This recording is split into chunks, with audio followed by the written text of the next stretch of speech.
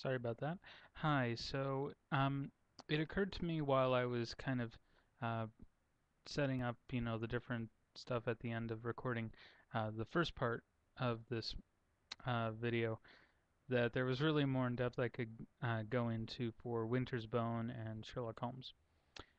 Winter's Bone really doesn't hit the mark because, aside from the violence, it's also pretty depressing. It's not a fun movie. It involves uh, mutilation of dead corpses. Um, at one point, you see the character. Well, you don't actually see the character getting smacked around so much, um, as a lot of the violence is, kind of hinted at, suggested pretty graphically.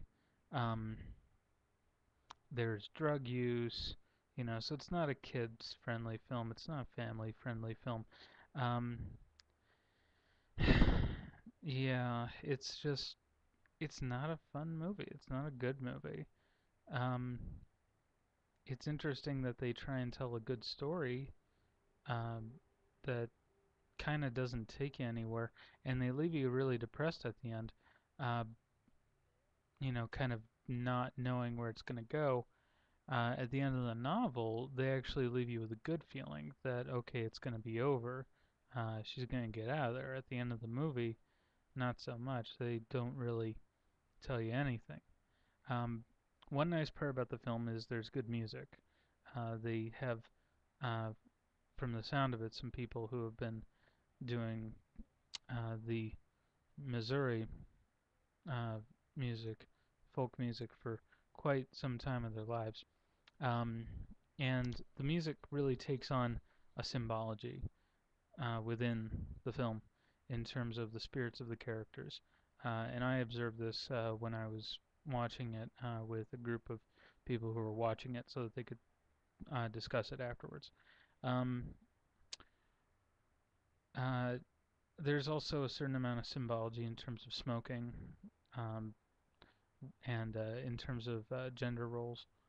Uh, so it's an interesting film to analyze, and it offers a good amount of interest in terms of the story arc and whatever, but it's just not a fun movie to watch in any way. Um, so I don't recommend you see it, like I said in the first video. In the second part of this video, I'd like to also discuss why you should go see Sherlock Holmes. The new one with Jude Law and Johnny Depp just came out, and it was a bit of a summer blockbuster um, all across the country. And I only really got a chance to see it because I just started having a subscription to Netflix, which is pretty nice. Um, it's uh, really well done. It's really well executed. There are lots of little subtle things there, but at the same time, uh, there's stuff where it's like, well, geez, how did you get that? How did you guess that? Um, you have to kind of know the stuff that Sherlock knows about chemistry and uh, all manner of different things. So, that being said, it's far more interesting. It's it has a fair amount of violence, so I would recommend it for teenagers and older. Not your little kids.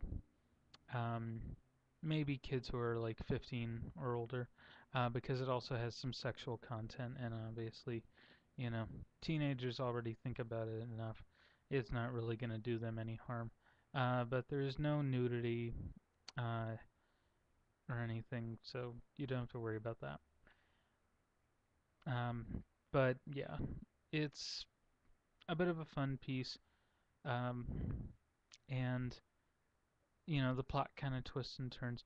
There are really good, fun elements to it, and I generally enjoyed it. I actually watched it a couple of times, which I don't do too often with some of these movies. So I really recommend that you run out and rent yourself a copy, get yourself a copy, or borrow a friend's copy, or watch it over at a friend's place. Have a movie night or whatever. Um, it's always kind of fun. Um, let's see. Trying to think of any other movies I've recently seen that I could recommend for you guys. Um, let's see. Uh, oh, uh, there are some older movies that I've seen that I would recommend you don't see. Um, uh, I actually am in the middle when it comes to V for Vendetta. I love the acting. I love a lot of the writing.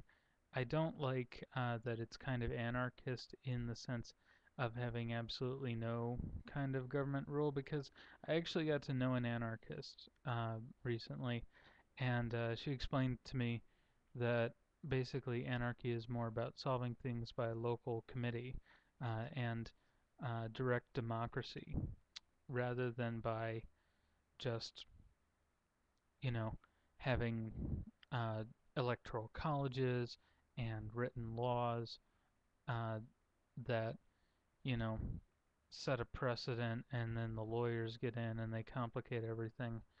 Uh, so, anarchy is not necessarily about that, it's more about the direct will of the people influencing how the government is run. A bit more like your local city council, maybe, um, where you actually vote for the person.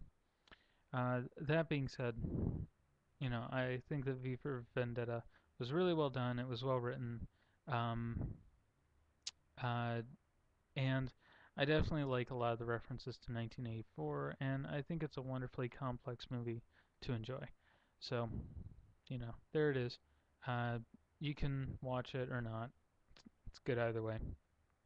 Um, and also this winter break, uh, a friend recently left like all three Mighty Ducks movies uh, over at our place.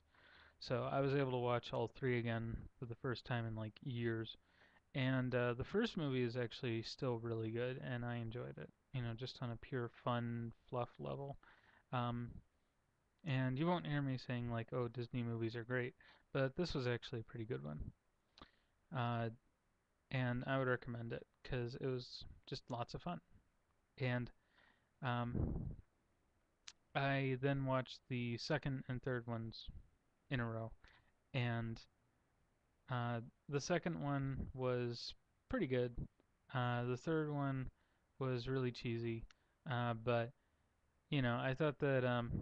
I thought that the kids were still cute. The storyline was still interesting, and fun and everything. It's a kids movie in the end. It's a family movie. Um, the one of the fun things about the first movie was that the kids were poor. They would play pranks on like grown-ups. They wouldn't play pranks on other kids, but you don't really so much see the pranks in the second movie as you do the third movie. And last, I'm gonna actually not recommend that anybody see Heavyweights, which is another Disney movie that was kind of a fluff piece.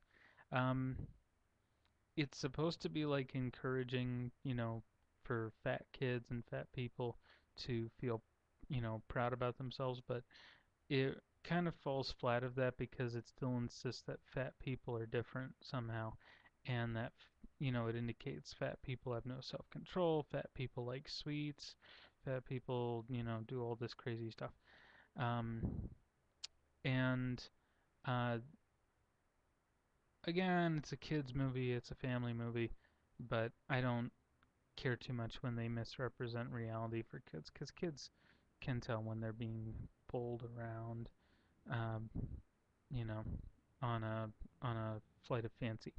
Anyway, so that'll wrap up this edition, finally, of film recommendations.